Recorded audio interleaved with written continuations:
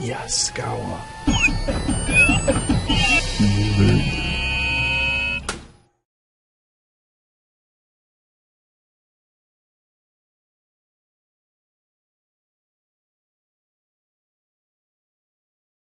I just want to introduce myself. My name is Jackie Wong. I'm the product marketing manager for Yaskawa on the controller side. And with me today is also Doug Meyer. He is the senior project engineer at Yaskawa. And today we just want to talk to you about SigmaLogic. And we're very excited in launching this product. We think this product would really help us get into some markets that we couldn't get into before. Just a little bit of housekeeping before I start.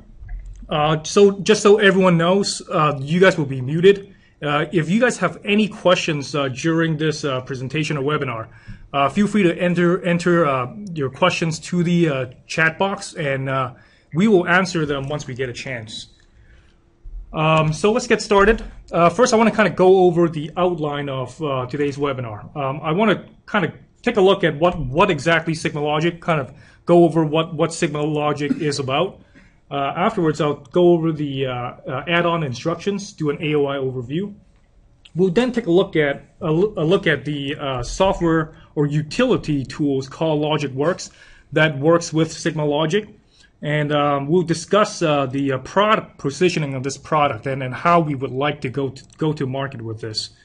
And then I'll wrap this webinar up with by going over some of the marketing and support materials that's available right now and later on, and also go over how we can order this product down the road. So let's take a look at a SigmaLogic overview. What is this SigmaLogic product? Essentially, it is a Sigma 5 amplifier that can be accessed through your Rockwell controller. So you can do jog, you can go torque mode, position mode, and you can also do indexing moves. There are two ways that this product can be used. The first one, as we mentioned earlier in the introduction, add-on instructions. So you could use add-on instructions to basically trigger moves through a Rockwell automation controller using their Logic's 5000 programming environment. And the other is also through the use of AOIs. But in this instance, we are using the AOIs to trigger a predefined motion sequence that is stored within the amplifier itself. So now that we kind of get an understanding of what the SigmaLogic is about, let's take a look at one of the major components, which is the AOI, the add-on instructions. So the add-on instructions are basically Yaskawa written function block that is specific. Yaskawa written Logic's 5000 function block that is specifically for running the SigmaLogic products. So it's compatible with compact logics and control logics PLCs. One key thing to keep in mind, though, is the Logic's 5000 software that's to be used. It has to be version 17 and above. So the add-on instructions are named using Rockwell convention, so it should be very familiar to users that are familiar with Rockwell automation. And once you're in the Logic's 5000 programming environment, when you use our AOIs, you will be able to right-click on the AOI itself and have help instructions to get you started. Lastly, a sample program for Logic's 5000 will be available to help you get started on your project. So let's take a closer look at the AOIs. Take a look at the table on the screen. On your left are the name of the AOIs, and on the right are the descriptions. So we currently have 17 add-on instructions available, and they range from servo on-off, stop, jog, homing, sequence running, and so I'm just going to leave this up on the screen for a second so that everyone can get a chance to take a look.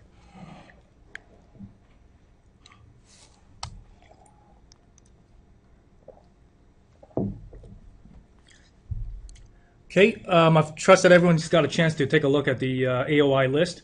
Now I want to kind of dive a little bit deeper and specifically look at what type of move and homing types do we support. And take a look at the two tables. On the left are the home types that we support, and on the right are the move types that we support.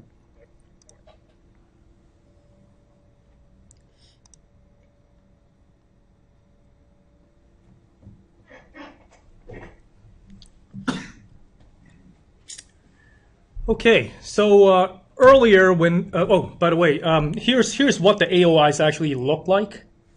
So as you can see, again, you know, if you're looking at a user that is heavily Rockwell users, these are what they will see on the AOIs, and they should be able to recognize exactly what it is, and they should be able to use it relatively easily with not much training.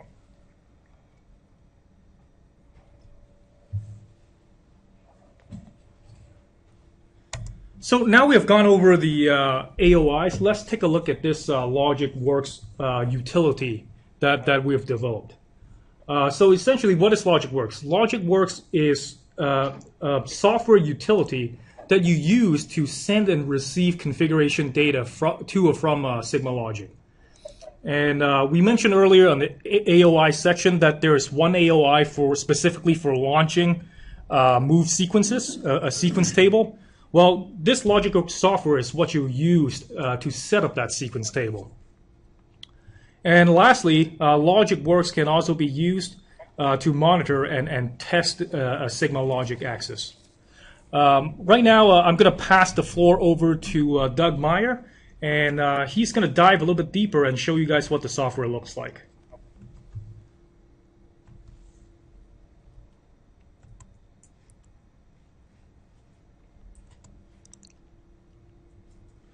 All right. Okay, good afternoon, everybody. All right, so I'm just going to give you a quick overview of our new LogicWorks configuration software. Should be very straightforward and easy to use to configure products, to create predefined sequences, and to also test your system before it gets connected to the PLC. So this is our main connection page. I have connected to a unit. There is also a handy ping test button, so as you're first setting up your communications, you can do a ping test. And when you're successfully connected to a unit, you'll see pieces of information come back, including the hardware platform, the firmware version that's in the unit, the software version of the embedded software that's in there, and also the MAC addresses of the Ethernet ports. We can receive configurations and programs from the unit, the full configuration and the full sequence table. So you could walk up to a unit in the field where you don't have the original program, and you can receive the information from it. And then you can also send everything, of course. The current configuration that is in there is listed right here. So this is the default new project. Let's take a look at some of the configure settings. There will be no need, essentially, for a user to use our web interface product or MotionWorks IEC unless you need to update the firmware. Everything else can be configured with LogicWorks. So here we can set our IP addresses. On this page here is where we set our unit type. We can choose rotary mode or linear mode, set your transmission gearing and your feed constant. We also have handy examples built in throughout this piece of software that you can pull up, and it'll give you some handy pop-up help. The options page allows you to set many of the common servo pack parameters that you would need for an application. You could configure and use overall general purpose torque limits. You can decide whether you want to use your end of travel limits, check for position errors, set the external regen wattage capability, decide whether you want to use absolute encoders or not, and set the multi-turn limit setting from here.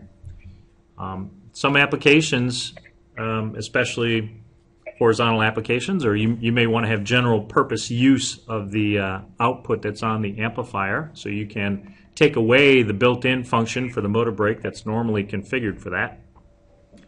And you can choose your tuning list mode. If you need to do more advanced tuning or set up any other parameters that you do not see here, you can do this with SigmaWin Plus and then import the SigmaWin Plus file. The external encoder master on CN1 or CN13 can be used as a gearing master. And so here is where you would enable this axis, set the resolution and the input type, which direction is forward or backward, again whether you want it to be in rotary or linear mode, and so on. And finally, under the configuration, there's a tab to reboot it or to update it, return the unit to factory settings, or from time to time we may have some updates to the embedded code, so you could update the product from here. Let's take a quick look at the sequence table setups. So in here we have the ability to set up to 200 predefined steps of a sequence, and each one of these steps has some before move activity where you could wait for a flag to reach a certain condition. All of your different move types, you can choose absolute move or a blended move, set your move parameters, and then after the move have some functions and then do branching. So for each one of these you can enter all the parameters up to 200. There's a summary table page that will show everything in a table format, so you can get a quick overview. So that's how we set up predefined sequences. Here's a very handy page that we decided to add into this software. It's called a test run page. So in a matter of minutes, we believe you can enable test mode. If you have powered up the unit, you can enable the axis and set in some parameters. I'll put in some speeds and accelerations and quickly jog the axis so that you can verify motion. You can also put in a predefined position that you would like to go to and test your positioning capability. In the same way, we can test full sequences. So without the PLC connected, if there were sequence tables loaded in here, we would be able to specify a step that we wanted to start on and test that sequence. If you do hit some flags that you might be waiting for, this button here for next step will allow you to pop over that wait condition and continue on just testing out the motion portions of your program. And finally, there's a monitor section at the end that will show you any active alarms that you can reset. It'll also show you the alarm history. And a status and I/O page that shows you the status of your end of travel limits, of the main power, of their hardware base block signal, all of your user flags that go back and forth between the SigmaLogic and the PLC, and also the dedicated inputs that are found on connector 1 and connector 13.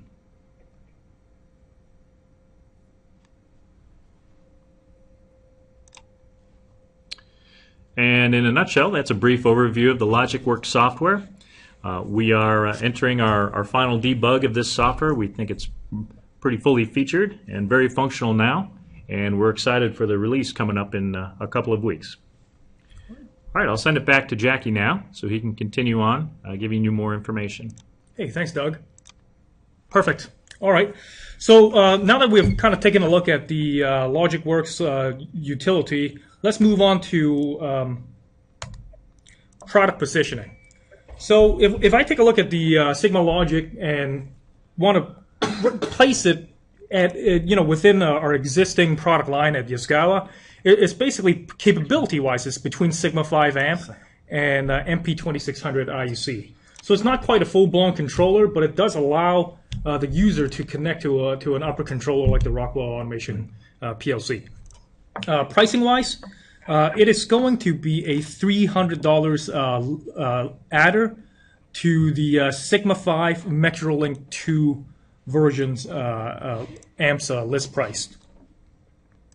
And I kind of just want to talk about the target customers and target market.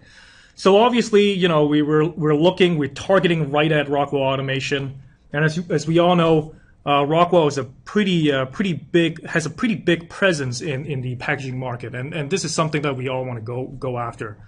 And I understand that sometimes we face customers that are either tied in with Rockwell, or all their staff is all they know is how to program using RSLogix 5000. And we believe that this product is a perfect way to get our foot in the door. It's a non-invasive way. They don't have to learn any other different programming language, but at the same time, we're allowed to show them and have them use Yaskawa product and see our quality and our motion capability. So of course, once we get our foot in the door, it opens up other conversation. We could always go in and start looking at what other pieces of the machinery we could replace. So essentially, this is the point of SigmaLogic. That's why we have pushed this product out. So now I'm going to go over what's available in marketing and support materials. So we have started a landing page. The link is www.yaskawa.com/SigmaLogic. Right now, quick start guide, hardware manual, marketing flyers are all available on the website. Software package, as far as the AOI and the LogicWorks utility that we just mentioned, they're going to be ready when in October 1st. As far as e-learning videos, I know you guys have asked a bunch of technical questions about the product. We're going to get to that in a second, but just want to let you know as well, we will have 3 e-learning videos in total. 2 of them are available right now on the website, and 1 of them will be available before October 1st. OPT, online pricing tool, is also available right now. So I just want to take this chance and go into the website and show you what we're talking about. So if I click the link of www.yaskawa.com/SigmaLogic, it will basically take us right here, the SigmaLogic landing page. And right at the bottom of the screen, flyer, technical manual are all available. And if we want to take a look at the software, let's say LogicWorks or AOI, there's a link at the bottom of the screen for SigmaLogic software package. Once I click into that link, it will bring me to an overview of what's available in this software package. So again, it's LogicWorks. There's an embedded software behind the scenes, and also AOI, a list of AOIs for RSLogix 5000s. So once I'm in here, if I click on download, it will bring me to this page. Now again, right now it's not active yet, but the links will be available October 1st. We'll have a download link for LogicWorks, download link for embedded software in the background, download link for the AOIs. And the reason why we split them into 3 sections is, depending on what version you have, a certain version would need to be used for the other components as well. So let's say this, the AOIs is updated to version 2. When we add version 2 link, you will see in the side which are the compatible LogicWorks version and embedded software versions. This is to ensure that there's no mix-up and you always get the software versions that you need for the system to work the way it should. So if I take a look at the support tab, you'll see ELM, e-learning curriculums are available. There's 2 right now.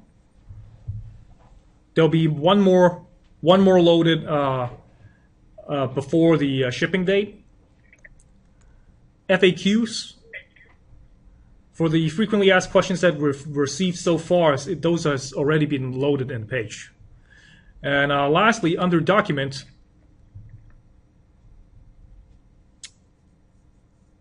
you will see that right now the Quick Start Guide is available. Okay. So now let's take a look at OPT. I mean, I'm sure everyone is familiar with OPT. So online pricing tool is set up. All we need to do is go into Sigma 5 servo axis, click on it, choose a motor, whichever motor you want to use.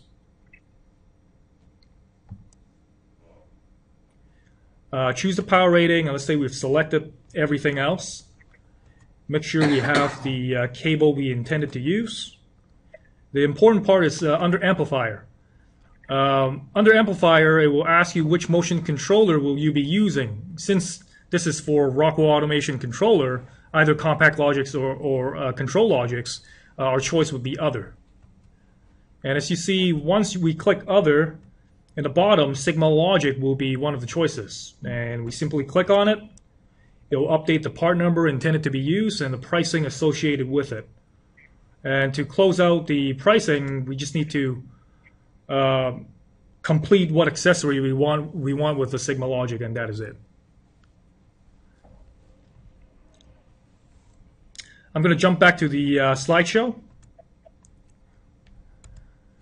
And last but not least, how to order. So SigmaLogic follows the Sigma 5 amplifier part number designation. It's going to be SGDV. And next section is going to be your power rating, voltage. And one thing I want to stress is only rotary servo motors are supported. There'll be no linear motors. And lastly is the option function number is going to be a B00. If you get that part number to either OPT or inside sales, you'll be able to order it with no issues. So order placing, this product can be ordered right now. So the planned shipping date is going to be October 1st.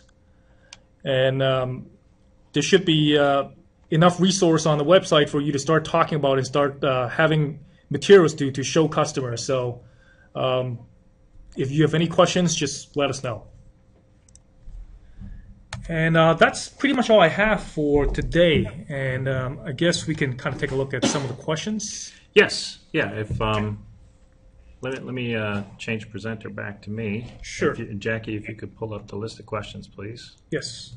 Okay. So one of the questions was how are absolute encoders managed. I did show that to some of you here. With the add-on instructions, there is no management of the absolute encoders.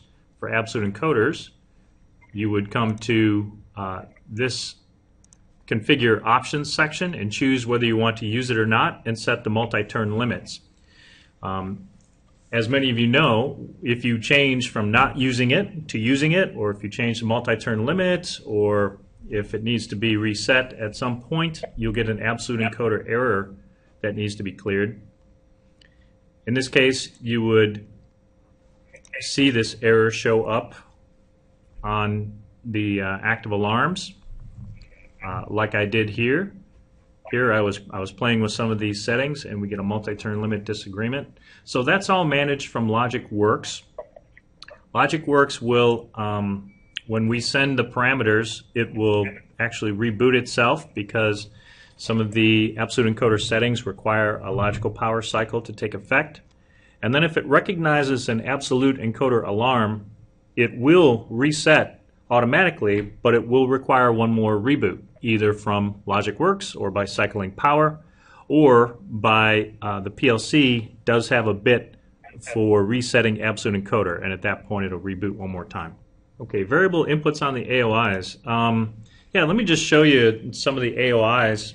So here is a Rockwell RS Logix 5000 program environment. We use this for some of our testing. Here is the main configuration and status AOI. It shows connections to the controller. Also provides to you the standard feedbacks for position, speed, and torque, and alarm codes.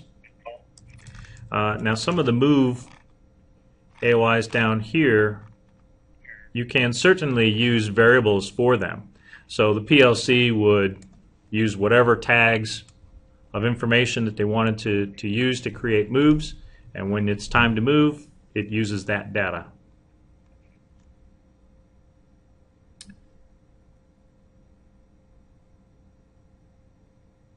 Do you have to be connected to a SigmaLogic device to use and demonstrate Logic Works? That's a good question. I've been connected here at this time. I guess it depends what you want to do. If you want to be able to show it being able to move the product, then yes, you do need to be connected. However, I'll just disconnect here. You can still open the software and move through these screens. You'll just find that a lot of the buttons are disabled. What you can do completely is create a configuration file. So you can make all of your settings for your options, your units, your external encoder. You can save it as a project and get it ready to go so that when you get to the field and you have the unit in front of you, then you can go ahead and send that. So the monitor information will be blank, all the status will be turned off, things like that. You can also create your sequences, which does bring up another question. Some people ask, can we create these moves to a spreadsheet, save it to a spreadsheet, or import them from a spreadsheet? And the answer to that is actually no. Some of you may have thought yes, because the pilot phase of this project featured all setups and control from an Excel spreadsheet. That has now been replaced with this type of sequence step entry. So the summary table that you see is a table-like listing of all of the moves in your sequence, but this is not an editable table.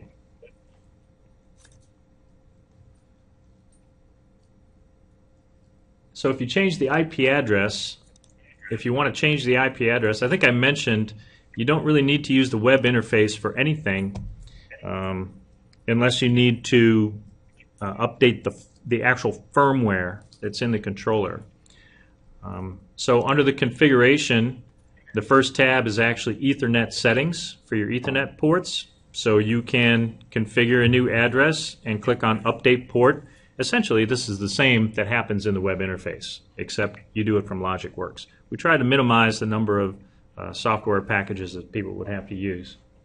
And then once this is changed, it will pop up with a little message saying a reboot is required. And at that point, you can go to the reboot screen and reboot it, and it'll come up under the new IP address. It'll disconnect you automatically, and you can connect to your new one.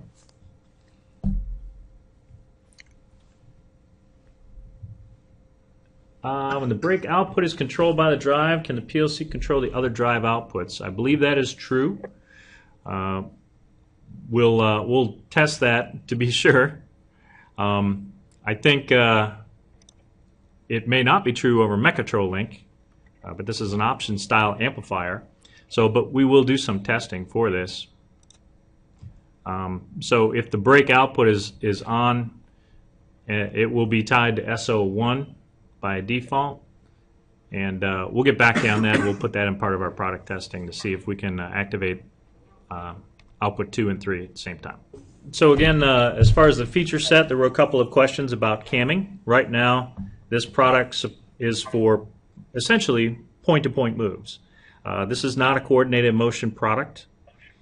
So although we support gearing to an external master, that's a straight gear at a gear ratio. We can do superimposed moves on top of that. But the SigmaLogic product does not support the development of cam tables. We do not have any camming AOIs for this product. If your application needs something like that, then of course you would migrate to a standard MP2600 type of a platform. So there was one question earlier, and the question was, what version is RX Logic's 5000 up to right now? And it is up to 21 right now. Yeah, version 21. And then two kind of commercial questions that's on here right now is the release of the software in a couple of weeks? And the answer is yes. So the shipping date of the product is October 1st, and we intend to have the software ready then as well. And one question is, where do we get the software and what does it cost?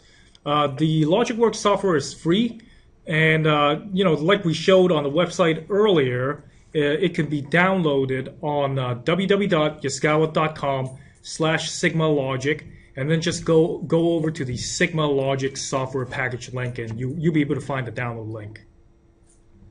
Sorry about that, Doug. Okay. Yep. A lot of good questions here, and we have some time, so we'll keep on going. So when the software comes out, can it be used with the factory default of units that have been shipped to the field prior to this? Not quite sure how to reply to that one. There are some differences from the pilot phase of the project. So if you were implementing pilot phase applications, then the released embedded software and the released set of AOIs might be slightly different. So you will need to revisit those applications and take a look at them closely. You may need to make some changes. Testing with MicroLogics. We have not tested it with MicroLogics. It's a possibility it may work, but we've limited our testing at this point to control logics and compact logics. Basically, the bottom line is, can the MicroLogics import in the set of AOIs, and does it have Ethernet connection capability? Does it have the Ethernet IP protocol? If it has those things, then there's a really good chance you could work with MicroLogics too. We just haven't gone down that path. A great question here is, can you run this code on your existing MP2600 demo kit, or do you need to get a specific SigmaLogic demo? And the answer to that is yes, you can run this on a standard 2600. So in this case, you would go to Configure and Update and just click on Return to Factory Settings. And when you do this, it will transfer in the base project archive that makes that is the SigmaLogic embedded code. No problem using your existing demo kit. There may, however, be a minimum version of firmware. Right now, we have been doing some testing with 2.6, which is the latest release version. The official firmware that will come out for SigmaLogics will be some version of 3.0 firmware. So we'll try to take a look and see if it can be backwards compatible with 2.6, but I suspect it will be. Linear motors. Why no love for linear? We love linears. We do. You can certainly control linear motors with your standard MP2600 controller. we talked about that early on with the product specification.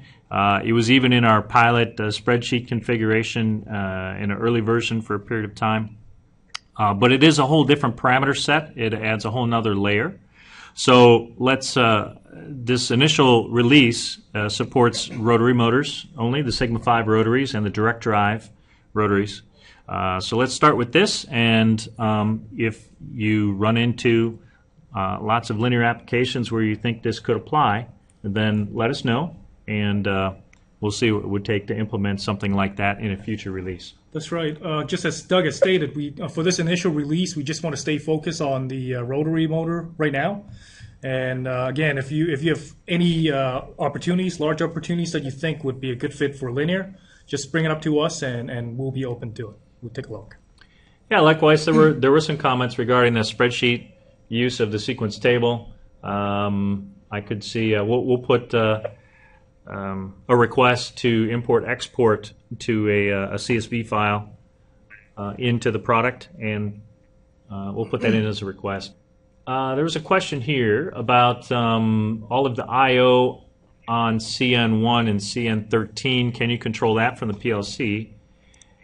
And the answer to that is yes. They actually show up as flags. So from the PLC, you have access to control any of these flags that go back and forth logically, and you can also, the PLC can see the status and control the outputs of these flags.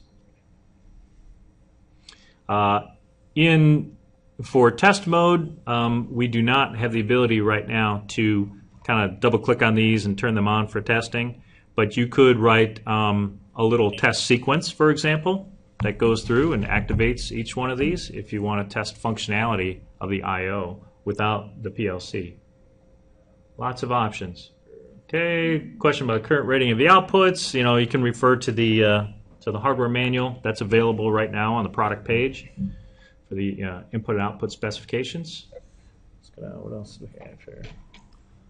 Oh, lots more questions. We'll keep going here. This question about limit for the number of axes that can be controlled. I think that really depends upon PLC.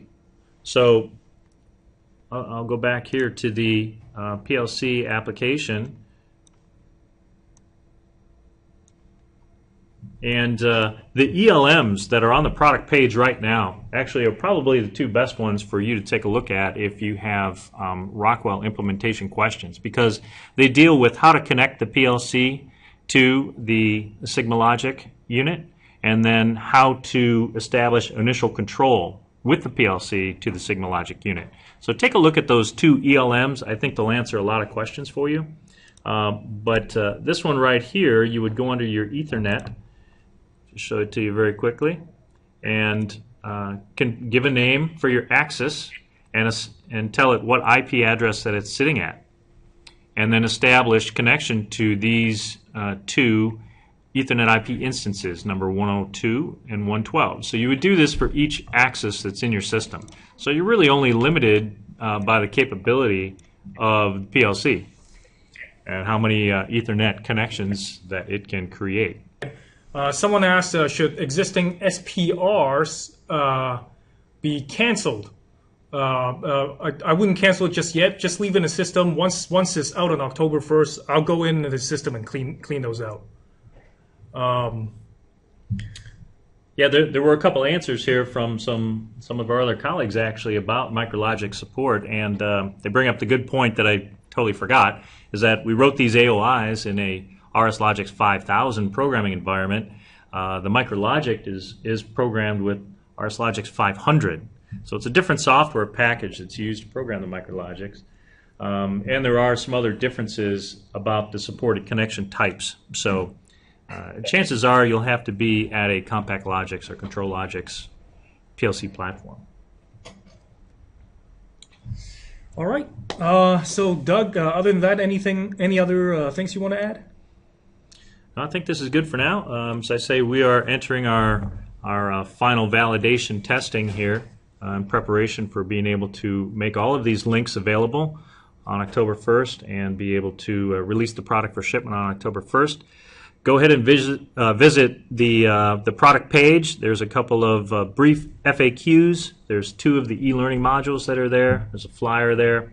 And as we get other documents, like for example, maybe a printout of this PLC programming page so people can get an additional look at what some of the AOIs look like, we'll continue to post those.